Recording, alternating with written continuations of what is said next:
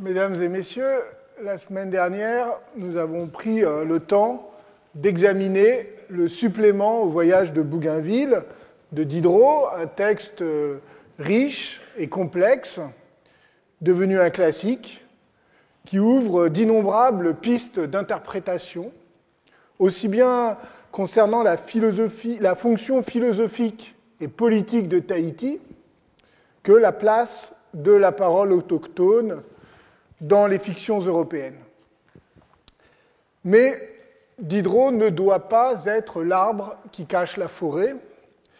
Au-delà du supplément, bien d'autres textes, aujourd'hui oubliés, ont alimenté et utilisé le mythe tahitien, au point de faire de Tahiti un lieu commun littéraire et un objet de réflexion politique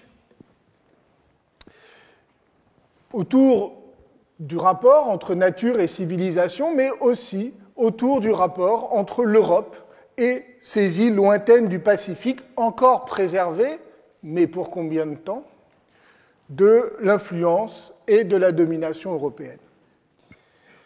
Sous des apprêts fictionnels, usant, voire abusant de l'exotisme facile et d'une fantaisie narrative parfois déroutante, eh bien, au fond, c'est la grande question du progrès qui se dresse toujours en arrière-plan.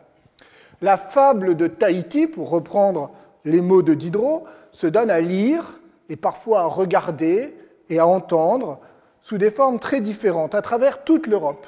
En France, j'ai déjà évoqué, dès 1770, la publication du Sauvage de Tahiti aux Français de Bricaire de la Dixmérie, qui présente Tahiti comme un paradis de l'égalité naturelle et déploie une satire assez convenue de la société parisienne. Quelques années plus tard, c'est un autre polygraphe, Jean-Charles Poncelin de la Roche-Tillac, qui publie une histoire des révolutions de Tahiti, avec le tableau du gouvernement, des mœurs, des arts et de la religion des habitants de cette île par Messire Putaveri, grand héraé de Tahiti. C'est un récit, je vous rappelle d'abord que Putaveri est l'autre nom que les Européens donnent à notre ami Aoturu. Ce récit des révolutions de Tahiti, totalement fantaisiste, raconte le déclin des premiers habitants de l'île, appelés les Myrmidons. Ceux-ci, qui vivaient dans la pure innocence de la nature, dans un bonheur sans tache, sont envahis successivement par des populations venues d'autres îles qui leur apportent la religion, la philosophie, puis les sciences, les arts, le luxe et finalement la guerre. L'auteur propose ainsi une allégorie de la civilisation, non comme progrès historique immanent, mais comme l'introduction du malheur au sein du paradis terrestre. Le récit n'a évidemment aucune prétention au réalisme, mais il se présente néanmoins comme un manuscrit rédigé par Aoturu ou Putaveri, que l'autrice, puisque le texte est fictivement attribué, vous le voyez, à une femme, eh bien que l'autrice serait allée récupérer et traduire sur place à Tahiti. Ce qui montre, outre l'imagination de l'auteur, ce qui montre que le souvenir d'Aoturu Putaveri était encore suffisamment vif, presque 10 ans après son séjour parisien, pour servir de cadre narratif à un exercice de fable philosophique. D'ailleurs, le thème tahitien pénètre plus largement la littérature de l'époque. On le retrouve dans de nombreuses œuvres, même lorsque leur sujet est beaucoup plus général. Par exemple, Voltaire l'introduit dans un de ses derniers contes, intitulé « Les oreilles du comte de Chesterfield », publié en 1775, dans lequel un prêtre anglican et un médecin s'entretiennent avec le docteur Grou, qui revient de Tahiti et fait l'éloge de la sexualité naturelle des Tahitiens et des Tahitiennes. En 1782, Jacques Delisle, qui est aujourd'hui un peu oublié, mais qui, à son époque, était surnommé le Virgile français, rien que ça, eh bien, Jacques Delisle publie Les Jardins, un poème à la fois lyrique et didactique, qui exalte la nature, conformément au goût nouveau de la fin du siècle. Or, au moment de louer la politique consistant à acclimater en France des arbres exotiques venus du monde entier, il évoque le souvenir d'Aoturu. Je vous lis ce passage. « Des champs d'Haut-Tahiti, si chers à son enfance, où l'amour sans pudeur n'est pas sans innocence, ce sauvage ingénu, dans nos murs transporté, regrettait en son cœur sa douce liberté, et son île riante et ses plaisirs faciles, éblouis, mais lassé de l'éclat de nos villes, souvent il s'écriait « Rendez-moi mes forêts ». Mélancolique et nostalgique, Aoturu se promène au jardin du roi, où il reconnaît tout d'un coup un arbre qui lui rappelle Tahiti. Je cite, « Soudain, avec des cris perçants, il s'élance, il l'embrasse, il le baigne de larmes, le couvre de baisers. » L'anecdote, qui peut sembler surtout élégiaque, jouant le souvenir d'un Aoturu nostalgique, que l'on avait déjà, vous vous en souvenez, rencontré chez Diderot, c'est aussi un éloge de la politique française qui permet de réunir à Paris, grâce à la science de Buffon et de Jussieu, des végétaux de 20 climats divers, dit Delille, et de faire du jardin du roi un centre du monde naturel où chacun, d'aussi loin qu'il vienne, peut se sentir chez lui.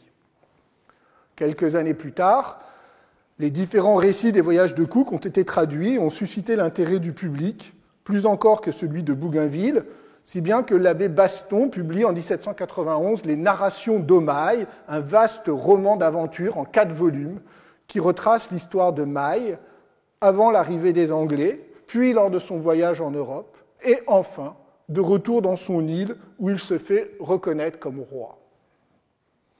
La fable de Tahiti devient un phénomène européen à la fin du XVIIIe siècle.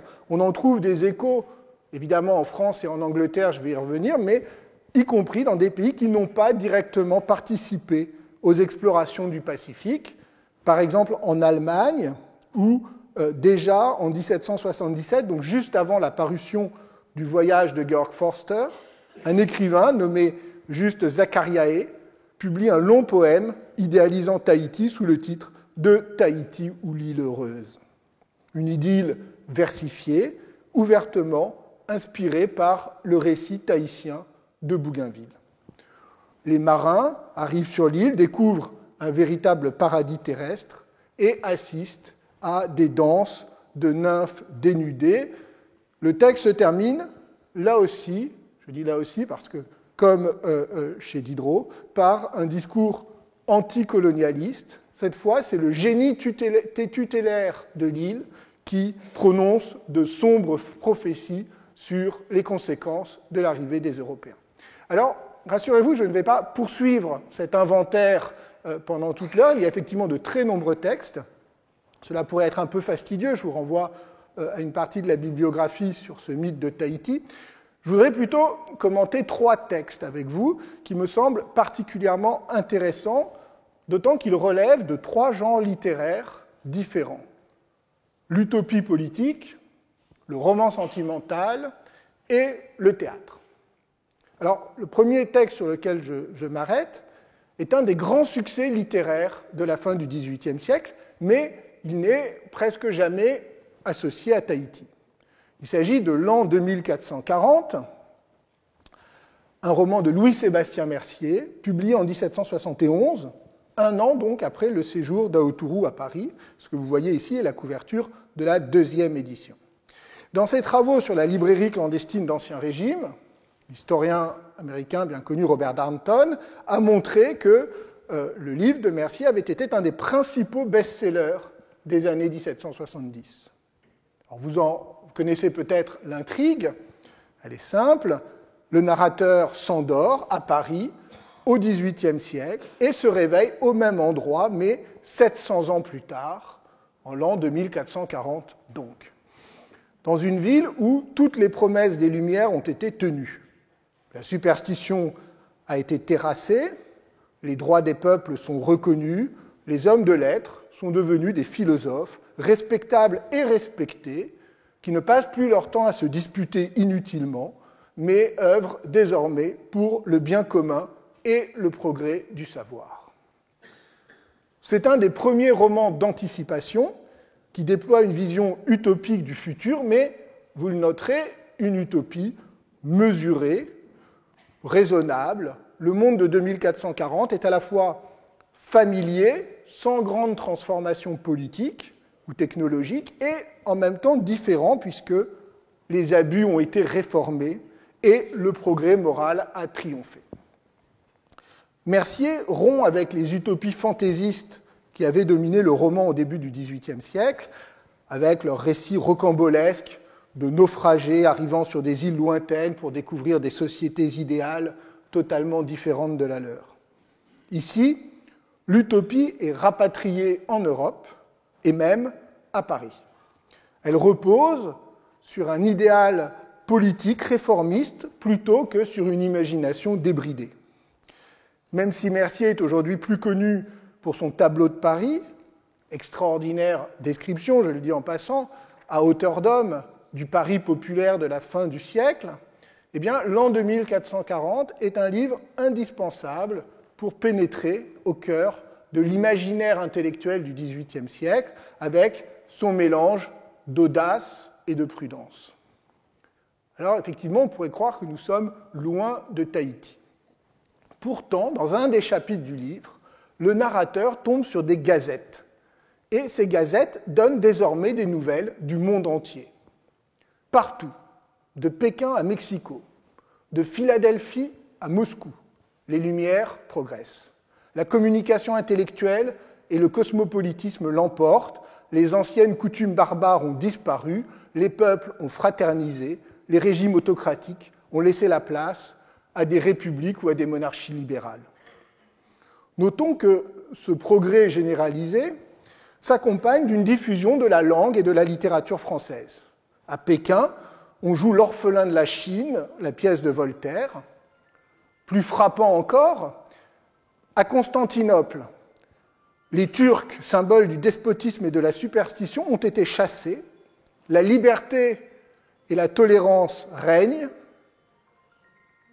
On y donne des bals masqués et on y boit les meilleurs vins. Et, tenez-vous bien, dans l'ancienne mosquée Sainte-Sophie, désaffectée, et on donne désormais des représentations d'une autre tragédie de Voltaire, Mahomet, cette critique du fanatisme religieux. Vous voyez que le progrès des Lumières est directement indexé à l'expansion de la culture française, et notamment de son théâtre, porteur à la fois d'une langue jugée universelle et des valeurs morales et politiques des philosophes parisiens. Alors vous allez me dire, et Tahiti ? Alors j'y viens, il se trouve qu'un des articles donne des nouvelles de Tahiti et revient sur l'épisode de la découverte de l'île par Bougainville et sur l'arrivée d'Aotourou à Paris. Je cite, « Bougainville ramena un Tahitien qui, en 1770, fixa pendant 8 jours la curiosité de Paris. » Vous voyez là un nouvel indice, même si la formule est volontairement satirique, de la curiosité réelle mais éphémère, suscitée par Aotourou et dont Mercier avait pu être témoin. Et par ailleurs, j'aime bien cette idée qu'en 2440, le souvenir d'Aotourou est toujours bien vivant. Toutefois, à la différence de Bricaire de la Dix-Méry, Mercier ne donne pas la parole à Aotourou. Il n'invente pas davantage, à la façon de Diderot, un Tahitien de fiction. Non, son idée est différente, il imagine plutôt un Français qui aurait déserté, serait resté sur l'île après le départ de Bougainville, puis aurait réuni les Tahitiens pour les alerter du danger imminent. Je cite, le Français donc, qui s'adresse aux Tahitiens dans cet extrait de gazette à l'intérieur du roman de Mercier. « Ô peuple heureux qui vivez dans la simplicité de la nature, savez-vous quel malheur vous menace ? Ces étrangers que vous avez comblés de présents et de caresses, que je trahis en ce moment, si c'est les trahir, que de prévenir la ruine d'un peuple vertueux. Ces étrangers, mes compatriotes, vont bientôt revenir, et ils amèneront avec eux tous les fléaux qui affligent les autres contrées. Ils vous feront connaître des poisons et des maux que vous ignorez. Ils vous apporteront des fers et dans leur cruel raisonnement, ils voudront vous prouver encore que c'est pour votre plus grand bien. On souillera votre sol, on dépouillera vos arbres fruitiers, on saisira vos personnes. Cette égalité précieuse qui règne parmi vous sera détruite. C'est un texte très intéressant parce qu'on y retrouve, comme dans les adieux du vieillard, les grands thèmes de l'anticolonialisme des Lumières. Celui-ci, vous le voyez, n'est pas réservé à quelques penseurs particulièrement audacieux ou radicaux. Il est devenu, si ce n'est un lieu commun, du moins un thème fréquent qui alimente l'autocritique de l'Europe par elle-même, ou du moins par une partie de ses écrivains. On remarque toutefois que ce discours est tenu non par un Tahitien, mais par un Français, qui s'adresse aux insulaires comme un père à ses enfants. Mercier, dans un mouvement qui, aujourd'hui, je crois, nous paraît terriblement condescendant, mais qui ne l'était pas à ses yeux, décrit les effets du discours, je le cite, « À ces mots, le peuple pâlit et demeura consterné. C'est ainsi qu'une troupe d'enfants qu'on interrompt dans leurs aimables jeux palpite d'effroi lorsqu'une voix sévère leur annonce la fin du monde et fait entrer dans leur jeune cerveau l'idée des calamités qu'ils ne soupçonnaient pas. » On voit que la dénonciation des violences impérialistes et l'idéalisation de la société tahitienne, qui vivrait encore à l'âge d'or, dans l'innocence de la nature, ignorant la guerre et les armes, produit en retour un discours paternaliste. Les Tahitiens, présentés comme des enfants, ne sont pas capables de comprendre ce qui est en train de leur arriver. Il faut qu'un Français se charge de les défendre et de les libérer. Unanime, les habitants décident alors de lui confier les pleins pouvoirs et celui-ci devient, je cite, le bienfaiteur de toute la nation. Alors, ce passage me fait irrésistiblement penser à un texte de l'essayiste américain d'origine nigériane, Teju Cole, qui a dénoncé le syndrome du White Savior, le sauveur blanc, qui, selon lui, est devenu un lieu commun de l'industrie culturelle occidentale, notamment dans le cinéma hollywoodien, qui met en scène des personnages blancs venus du Nord pour libérer des populations opprimées du Sud, notamment en Afrique.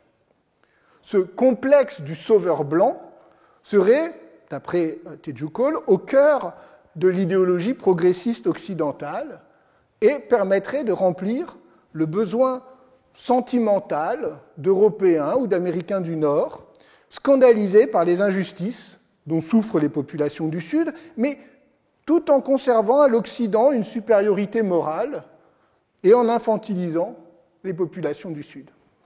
Alors, le texte de Cole, particulièrement provocateur, vous pouvez le trouver, il est en ligne très facilement accessible, était à la fois très provocateur, il a eu beaucoup de succès, il a contribué justement, je crois, à alimenter une réflexion sur les choix des scénaristes, y compris lorsqu'ils sont motivés par les meilleures intentions.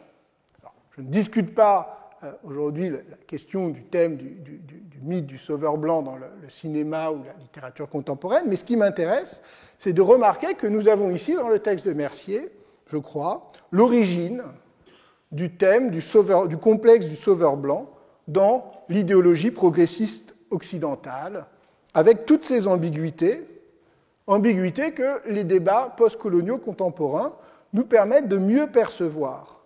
Il ne s'agit évidemment pas, ce serait tout à fait absurde et anachronique, de clouer Mercier au pilori pour n'avoir pas inventé une révolte authentiquement tahitienne. Il faut, au contraire, insister sur l'importance de sa critique du colonialisme, car, et en même temps, montrer que celle-ci n'est pas sans ambivalence. La première décision que prend le Français, devenu bienfaiteur de la nation tahitienne, est de mettre à mort tout étranger qui viendrait sur l'île, loi qui fut exécutée, dit Mercier, avec, je cite, une rigueur vertueuse et patriotique. La violence est donc retournée contre les Européens, mais justifiée par leurs intentions colonialistes. Mieux vaut encore l'isolement militaire que la dépendance. Tout contact est un piège si le partenaire est animé de mauvaises intentions. Le rejet de l'étranger, y compris sa proscription violente, au nom de la vertu patriotique, est justifié lorsque la nation est menacée. Deux des idéaux des Lumières sont ainsi confrontés. D'une part, le cosmopolitisme, fondé sur l'échange des idées et le commerce, sur l'hospitalité et la tolérance, et d'autre part, le patriotisme austère de la nation en armes, à tonalité antique et même spartiate. Alors rassurez-vous, la Gazette que lit le narrateur annonce que cette loi vient d'être abolie. Alors, je vous rappelle toutefois que le récit se situe en 2440, donc 7 siècles après cet épisode, ce qui veut dire que l'état d'exception, qui était même un état de siège, a duré tout de même un certain temps. Mais pourquoi la loi est-elle abolie? C'est que, je cite le texte, « Plusieurs expériences réitérées ont prouvé que l'Europe n'est plus l'ennemi des 4 autres parties du monde, qu'elle n'attend point à la liberté paisible des nations qui sont loin d'elle, qu'elle ambitionne des amis et non des esclaves. » Alors, comme vous le voyez, Tahiti n'est guère présente pour elle-même dans le roman de Mercier, mais comme une allégorie politique de l'île isolée, proie potentielle du colonialisme européen. On constate néanmoins que le voyage de Bougainville et la présence à Paris d'Aotourou, même si la curiosité qu'il a suscitée n'a duré qu'une semaine, ont installé Tahiti sur la carte mentale, politique et symbolique des Lumières, comme l'exemple par excellence permettant de confronter les périls du colonialisme et les espoirs du cosmopolitisme.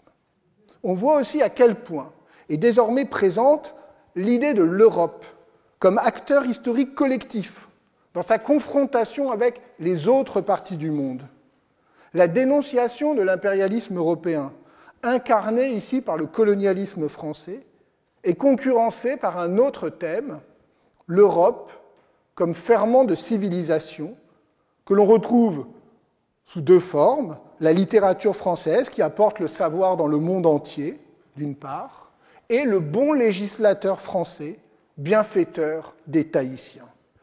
Si bien que le texte présente, au-delà de la critique du colonialisme européen, un idéal sous-jacent qui n'est pas l'autonomie des autres parties du monde, mais plutôt l'espoir d'une Europe ayant abandonné ses rêves de pouvoir et de prédation pour guider le reste du monde vers un idéal de paix dont elle montrerait le chemin.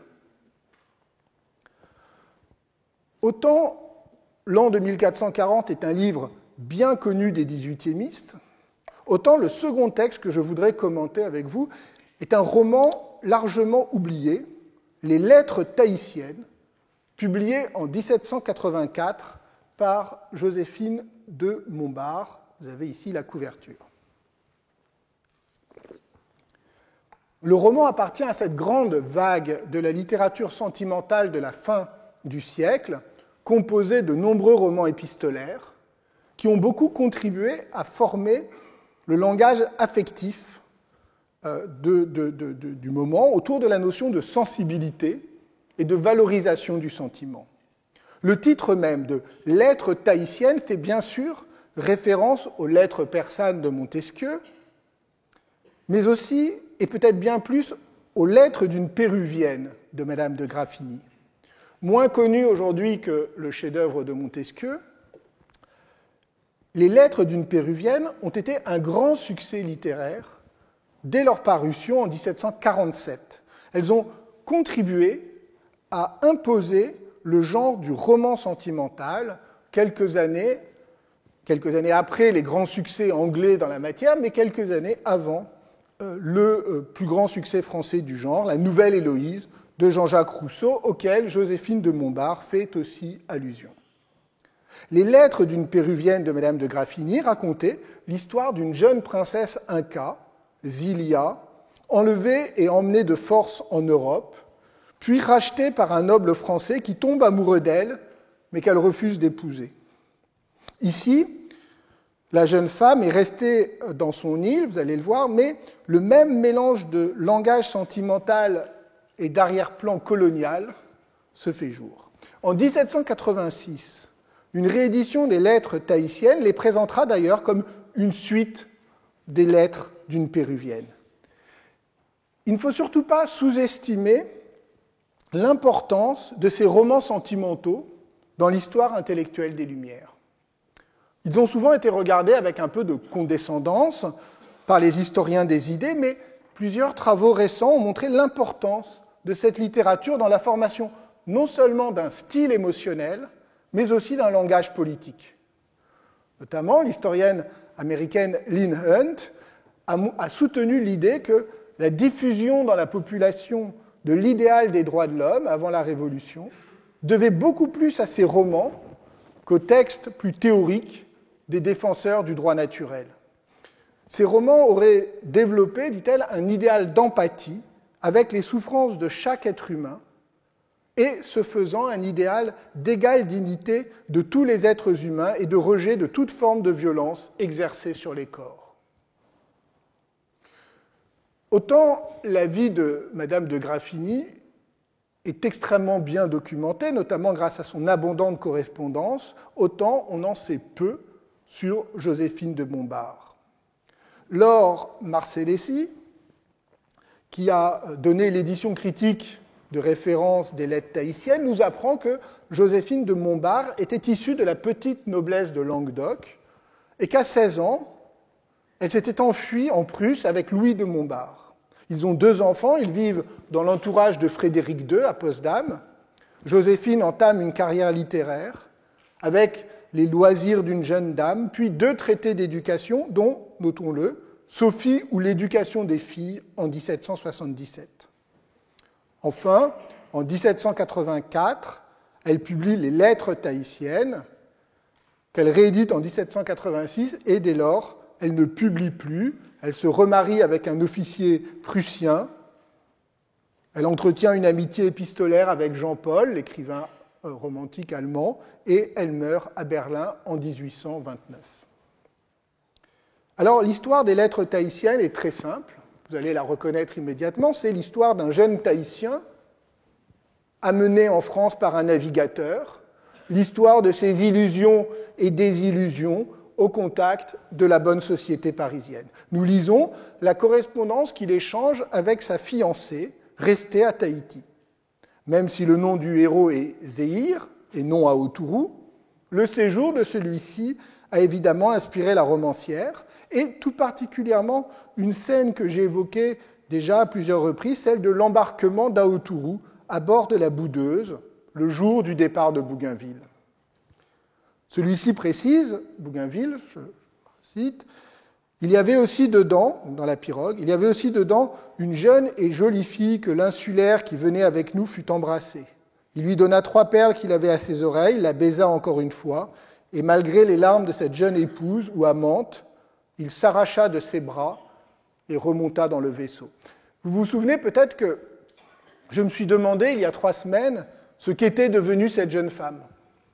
Eh bien, Joséphine de Montbard s'est, semble-t-il, posé la même question et a inventé le personnage de Zulika, qui lui permet de donner un contrepoint à la fois féminin et tahitien, aux aventures d'Aotourou Zéhir en France, grâce aux lettres mélancoliques de l'amoureuse abandonnée.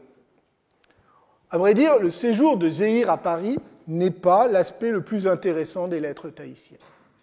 À la différence, par exemple, des narrations d'Omaï, qui suivent de très près les récits de Cook, Joséphine de Montbard ne s'embarrasse pas de réalisme, tout n'est que fiction.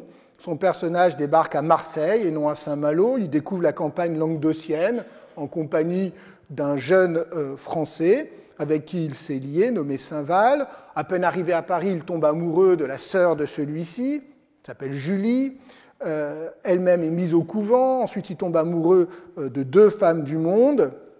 Et le récit, très classiquement, est celui d'un jeune homme naïf et inconstant qui se trouve grisé par le grand monde parisien, découvre les charmes du libertinage, de la mondanité, s'enthousiasme, se perd, puis finit par revenir de ses erreurs, une fois son regard dessillé sur l'immoralité foncière des élites. Le récit permet ainsi une satire assez convenue de la vie parisienne où Zéhir prend conscience, grâce à l'aide de son ami Saint-Val, des excès de la civilisation.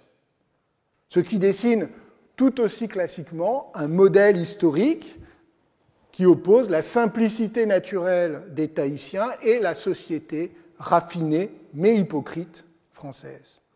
La civilisation est un progrès, mais elle a déjà dépassé son point d'équilibre, elle est allée trop loin dans le luxe et la politesse, elle est désormais entrée dans une phase de corruption et de décadence. La partie la plus intéressante du livre, à mes yeux, n'est donc pas le récit des tribulations de Zéhir à Paris, mais bien celle qui concerne Zulika, restée à Tahiti.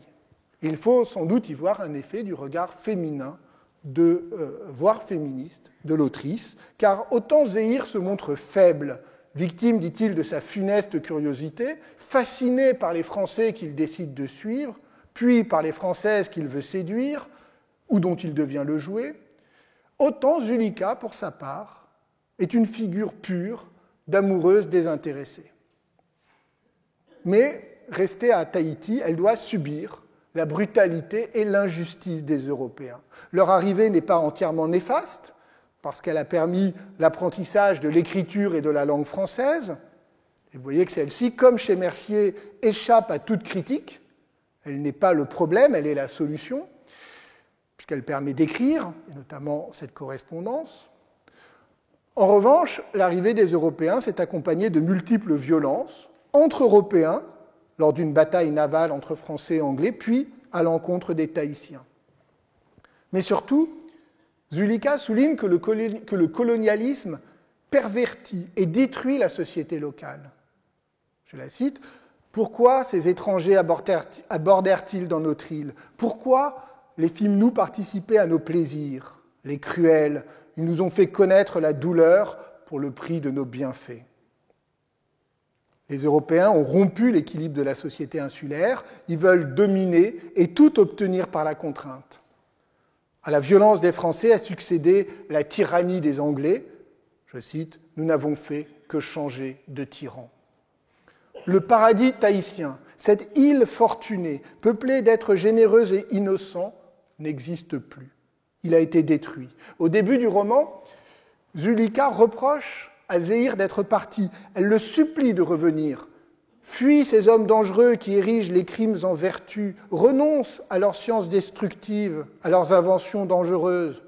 Reviens construire de riantes cabanes à ta Zulika. Mais très vite, elle change de discours. Tahiti n'existe plus. Son harmonie a été détruite. Ne reviens pas dans cette île malheureuse. Tous les vices des Européens y sont entrés avec eux. La bonne foi, le désintéressement en sont bannis. La débauche a pris la place de l'amour et nos dieux irrités en ont retiré les plaisirs. Il faudra plutôt, à la fin du roman, que Saint-Val vienne chercher Zulika à Tahiti et la ramène en France. Le roman s'achève lorsque les trois héros s'installent à la campagne, dans une référence évidente à la Nouvelle Héloïse. La campagne devenant ainsi, en quelque sorte, le modèle intermédiaire entre la corruption de la grande ville et le paradis insulaire, qui n'existe plus. Les nombreuses comparaisons entre la campagne française et l'île océanienne l'attestent. Il faut faire le deuil du paradis sauvage et partir à la recherche d'une petite communauté rurale. C'est là qu'on trouvera une joie naturelle semblable à celle de Tahiti. Zéhir, découvrant les habitants du Languedoc, écrit « La gaieté et la franchise se peignent sur le visage de ces bonnes gens. Leur joie naïve, leur danse rustique me rappellent l'aimable ingénuité de nos bons Tahitiens. » L'utopie, là encore, est rapatriée en Europe, sous la forme, cette fois, de l'authenticité villageoise. L'histoire est évidemment une métaphore, on ne revient pas en arrière, la simplicité naturelle de l'âge d'or a été détruite, l'humanité ne reviendra pas à l'âge des cabanes, mais elle peut encore éviter les excès du progrès et de la civilisation en se contentant d'une vie simple et honnête à la campagne. Avant cette fin heureuse, néanmoins, Zulika doit subir plusieurs épreuves, particulièrement douloureuses, lorsqu'elle devient la proie d'un cruel Anglais, Johnston, qui l'achète et la viole. La sexualité, si présente dans tous les récits, témoignages ou fictions concernant Tahiti, prend ici, brusquement, une tonalité beaucoup plus sombre. Ce n'est plus, bien sûr, la sexualité heureuse décrite par Bougainville, mais non plus la sexualité procréative et planifiée imaginée par Diderot. Zulika, elle, est victime de la sexualité comme arme de guerre, où les femmes sont livrées au désir des hommes puissants et subissent leur violence. Je cite un passage où elle décrit « Sans effet, Zéhir, la malheureuse Zulika, est devenue la proie d'un monstre. Ni mes cris, ni mes larmes n'ont pu toucher mes barbares compatriotes. Mon innocence n'a pu me sauver de l'artifice. » Ce n'est pas faute d'avoir résisté, et Zulika ainsi incarne ici l'héroïne qui dit non, qui refuse, mais qui doit céder à la force. Mes larmes, ma répugnance, le sentiment que je t'ai fait et que je lui ai allégué, mes continuels et humiliants refus, rien n'a pu rebuter sa folle passion. Ma résistance a hérité ses désirs au point qu'il m'a fait les plus effrayantes menaces. On remarque d'ailleurs que la critique ne porte pas seulement sur la violence du colonisateur, mais aussi sur la complicité des chefs locaux, et même plus largement des compatriotes tahitiens de Zulika, qui la livrent à Johnston pour s'attirer ses bonnes grâces et son argent. Je cite, « Nos chefs épouvantés ont traité ma résolution de caprice et m'ont durement reproché les malheurs de mes compatriotes. » Ou encore, « Ni mes cris, ni mes larmes n'ont pu toucher mes barbares compatriotes. » Alors on pourrait reprocher à Joséphine de Montbard d'insister sur la responsabilité des hommes tahitiens pour dédouaner les Européens. Il n'en est rien. Il n'en est rien, d'autant que sa critique des Anglais et des Français, et notamment de l'affreux Johnston, est sans concession. En revanche, il est significatif, je crois, que ce soit une femme qui ait vu dans les récits de Bougainville, et peut-être de Cook, ce que la plupart des hommes n'y ont pas vu, n'ont pas voulu y voir, la contrainte exercée sur les femmes. La violence ne s'exerce pas seulement des Européens sur les Polynésiens, mais aussi des hommes sur les femmes, si bien que la femme autochtone, livrée par les siens au désir violent d'un Européen, se trouve doublement victime, à la fois violentée et solitaire. Je cite un passage encore de la lettre où elle raconte ça. « Je n'ai plus d'amis, plus de parents, plus de patrie. En un mot, je ne m'appartiens plus. »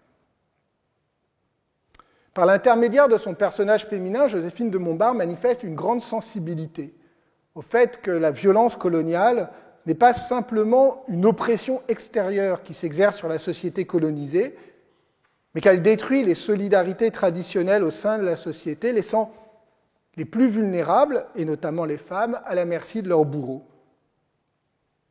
Dernière citation, « Mes lâches compatriotes, séduits par de faux biens, s'applaudissent de leur trahison. » La fable de Tahiti n'est pas seulement le mythe exotique d'une île paradisiaque peuplée de bons sauvages. Au regard presque exclusivement masculin que nous avons rencontré jusqu'ici, dans ces séances, Joséphine de Montbard apporte un contrepoint salutaire, plus conscient de la violence qui se cache derrière le mythe de l'hospitalité sexuelle des femmes tahitiennes. Une violence double, celle de la contrainte physique, bien sûr, mais aussi celle plus sournoise, qui passe par la fascination exercée par les nouveaux venus sur les autochtones, et peut-être même par une solidarité masculine dont les femmes font les frais.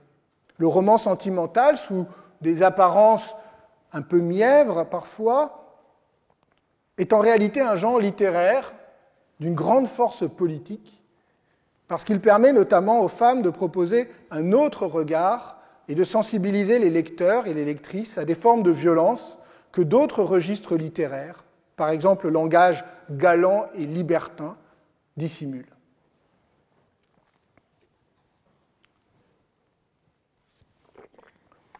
Au même moment, au milieu des années 1780, c'est sous une forme entièrement différente, et vous allez le voir un peu plus gai, que Tahiti prend possession des imaginaires de l'autre côté de la Manche, avec le grand succès d'un spectacle joué à Covent Garden, intitulé « Omai » ou « Un voyage autour du monde ».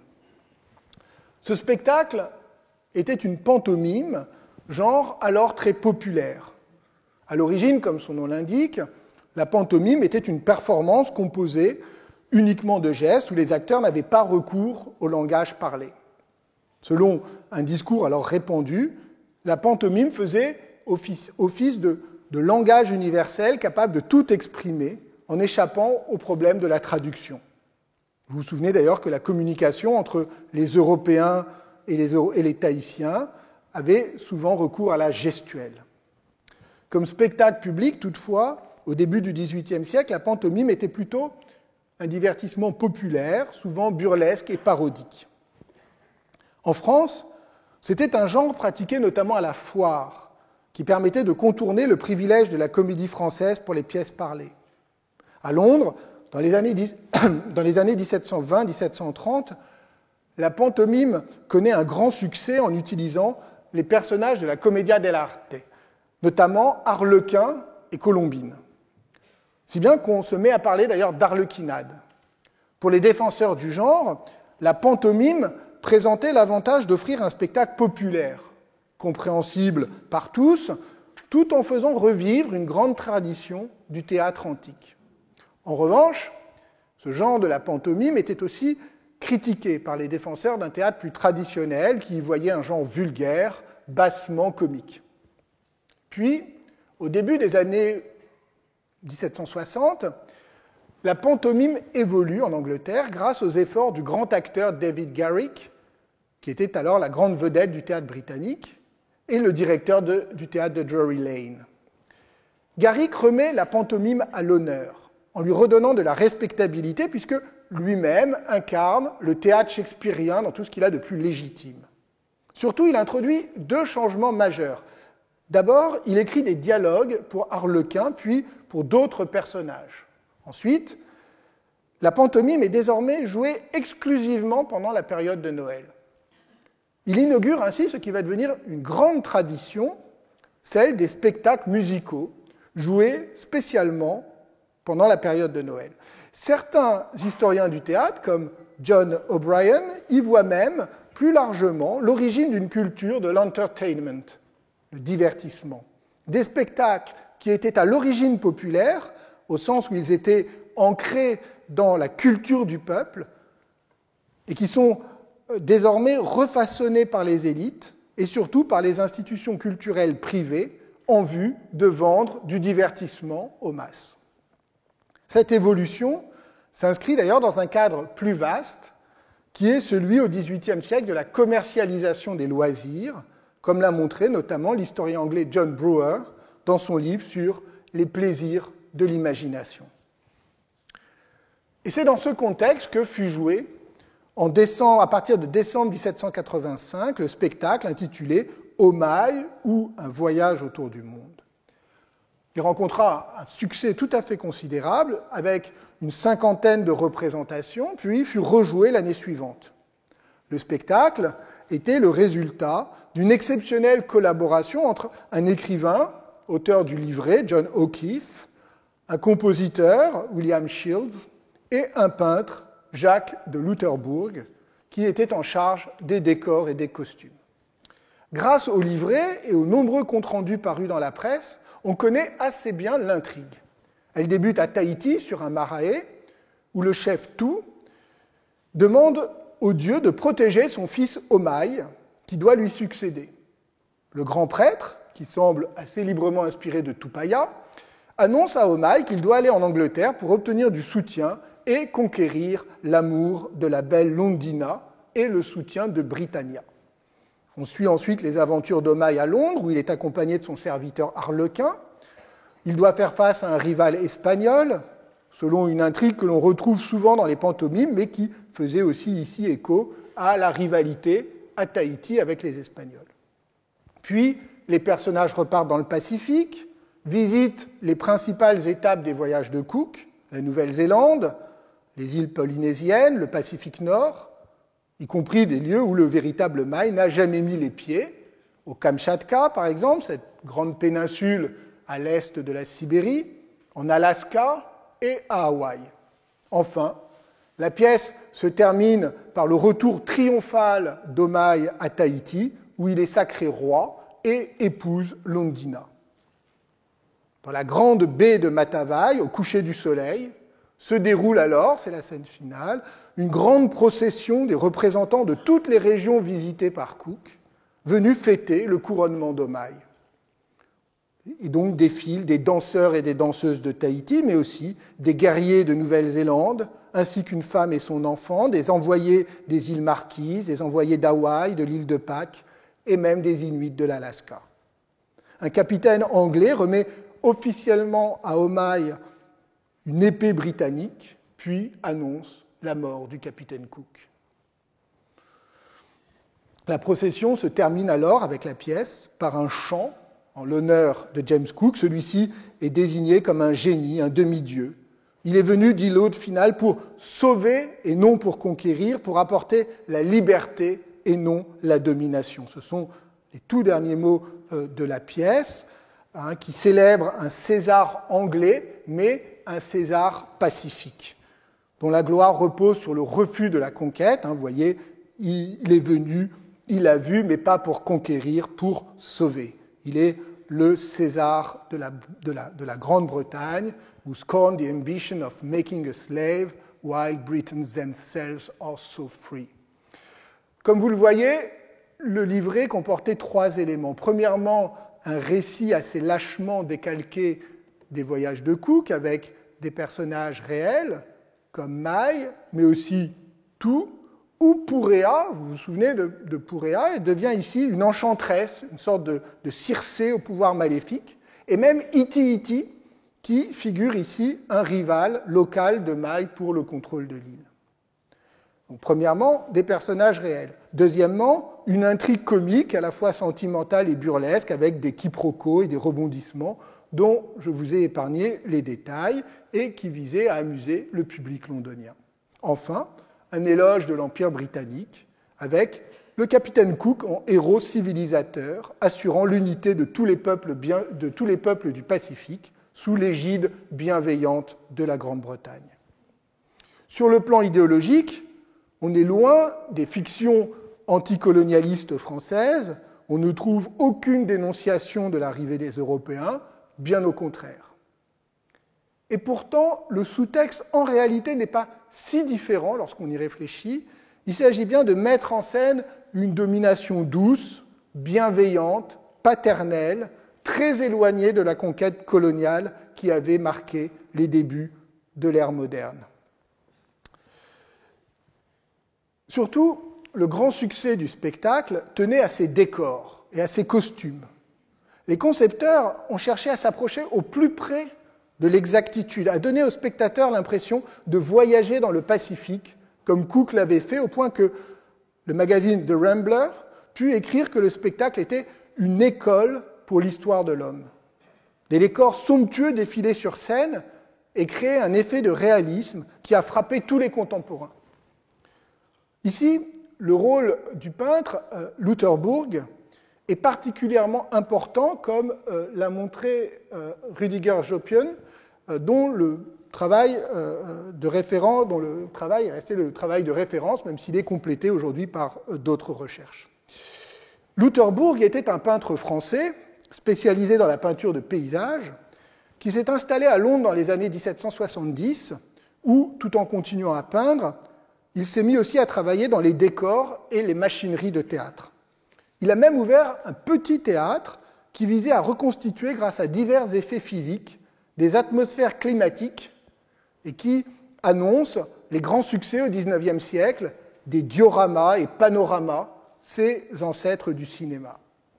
Il était donc au cœur de cette nouvelle économie des spectacles qui s'épanouissait à Londres, utilisant les techniques optiques les plus modernes au service de l'illusion et du divertissement.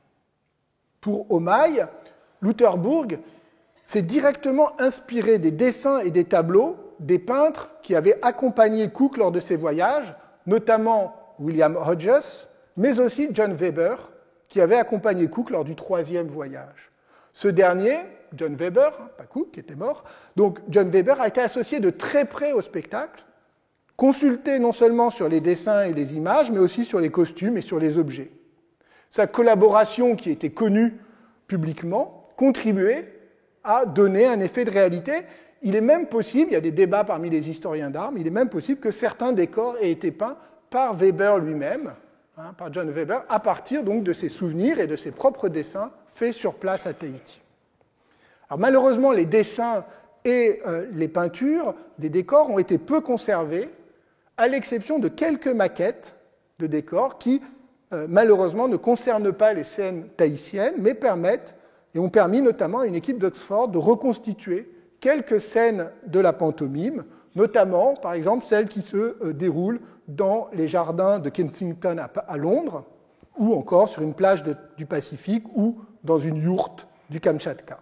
Alors, il y a une vidéo qui a été faite donc, par l'équipe Torche d'Oxford, que vous pouvez consulter très facilement sur YouTube, et par exemple en scannant le QR code que j'ai généré ici, qui vous renvoie directement sur le site où vous pouvez voir cette vidéo, qui dure 2 minutes, mais qui donne une petite idée des décors et vous avez la musique, évidemment, avec. Par ailleurs, la Bibliothèque nationale d'Australie à Canberra possède une série de 21 dessins représentant les costumes portés par les personnages. Voici, par exemple, les costumes de Tu et celui de Purea, vous voyez ici, donc, voici ceux du grand prêtre, au début dans la première scène, qui ressemble, et celle du grand costume de deuil, qui ressemble d'ailleurs, peut-être vous vous en souvenez, au dessin effectué par Tupaia lui-même et que nous avions vu. Malheureusement, parmi ces costumes, celui de Omaï n'a pas été conservé. L'effet de vraisemblance était aussi renforcé par les objets présents sur scène, qui étaient directement issus des collections ramenées par Cook. Loutherbourg lui-même avait acquis de nombreux objets. Il possédait par exemple un collier tahitien constitué de plumes, de cheveux et d'une dent de requin qui figure dans son inventaire après décès. Il a aussi beaucoup utilisé la collection de Sir Ashton Lever que celui-ci avait réunie et qu'il exposait dans son musée privé, le Holophysicon de Leicester House. Lors de la procession finale, par exemple, on voyait Omaï sur un canoë à la tête de la flotte de Tahiti dans un décor qui devait fortement ressembler au tableau de Hodges qui représente des pirogues polynésiennes dans la baie de Matavai. La proue du canoë, nous le savons, était une véritable proue de pirogue tahitienne. Enfin, un des clous visuels du spectacle était le grand tableau peint par Loutherbourg lui-même, dont nous avons ici une représentation sous forme de gravure, qui représentait l'apothéose du capitaine Cook et qui apparaissait sur la scène au moment de la chanson finale, à la gloire du grand navigateur. La musique aussi contribuait au spectacle. William Shield, qui était violoniste et compositeur, a essayé, semble-t-il, de produire une musique correspondant à ce que les voyageurs avaient entendu dans le Pacifique.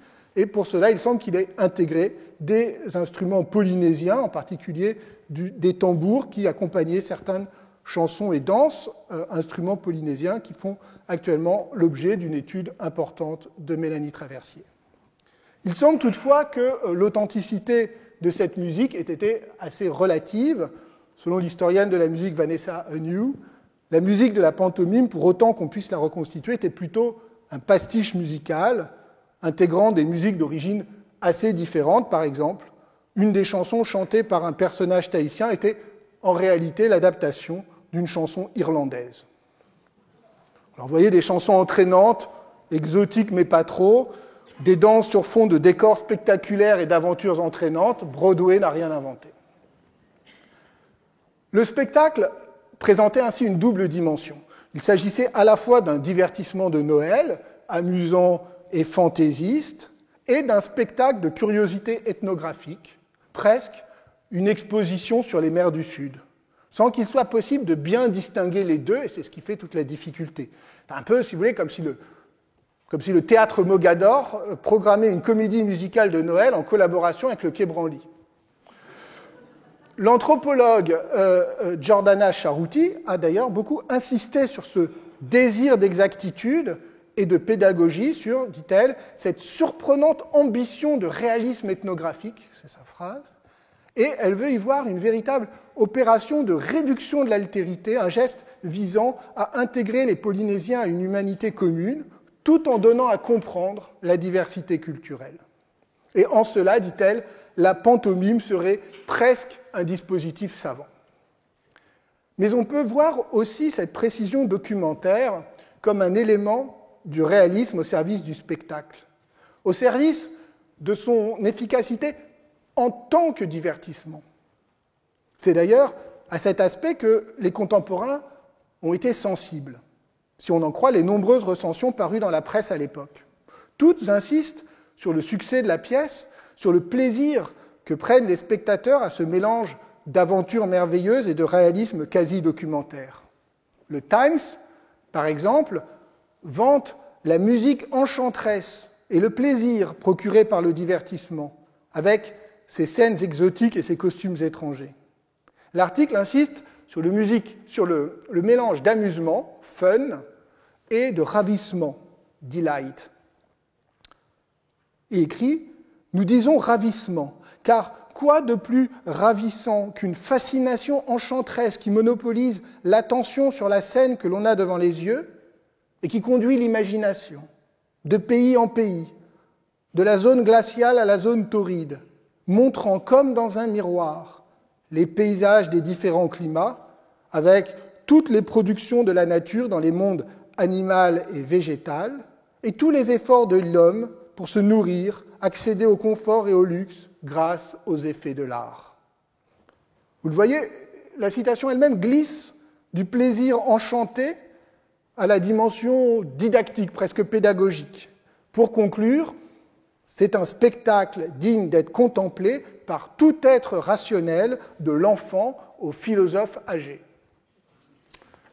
Quelques semaines plus tard, dans le même journal, un nouvel article insiste à nouveau sur l'intérêt du spectacle, qui permet, pour une somme modique, je cite, de voir à son aise et sans danger la représentation de pays jusque-là inconnus des Européens, sans courir les dangers qui guettaient ces aventuriers audacieux qui les ont découverts. Le terme « sans danger » est repris 2 fois. Comme vous le voyez, nous sommes ici au cœur de la nouvelle culture des Lumières, où la curiosité savante se mêle au divertissement spectaculaire au sein de cette sphère publique commerciale où s'invente à la fois l'entertainment et la science publique.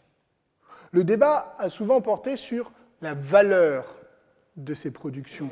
Faut-il y voir une captation marchande de l'authentique culture populaire, un dévoiement publicitaire de la sphère littéraire et savante, ou à l'inverse, un élargissement de l'espace public, offrant, par le biais du divertissement, un accès plus large au nouveau savoir.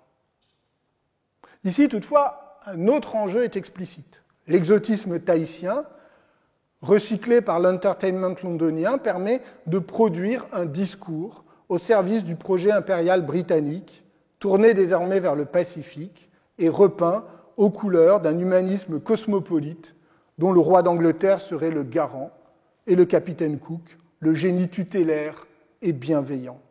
En ceci, le spectacle est bien une pantomime impériale. L'étrangeté tahitienne est assimilée par la fiction et la mise en scène. Elle n'est plus qu'un exotisme distrayant, facilement assimilable. L'authenticité présumée des décors ne vise pas à transmettre un savoir ethnographique, mais au contraire à faire disparaître la spécificité, à l'intégrer dans un dispositif spectaculaire calculé pour maximiser le plaisir du spectateur et déréaliser tout ce qui pourrait sembler trop inquiétant. Le divertissement est sans danger, comme dit le Times, et il insiste, et il faut prendre la formule au pied de la lettre. Aussi différents que soient les Tahitiens, ils ne représentent pas une menace. C'est bien que peut-être la véritable puissance que met en scène la pantomime au Maï, peut-être ce n'est pas la puissance du capitaine Cook et du roi George, mais celle du divertissement, de l'incroyable efficacité de l'industrie du spectacle, alors naissante, à domestiquer l'altérité, à maintenir le public dans un mélange de confort matériel et moral. D'ailleurs, si James Cook et George III sont morts depuis longtemps, si l'Empire britannique régnant sur le monde n'est plus qu'un lointain souvenir, la capacité des réalisantes du spectacle, ce pouvoir d'offrir le monde dans un fauteuil, pour sa part, a survécu et se porte sans doute mieux que jamais. Merci.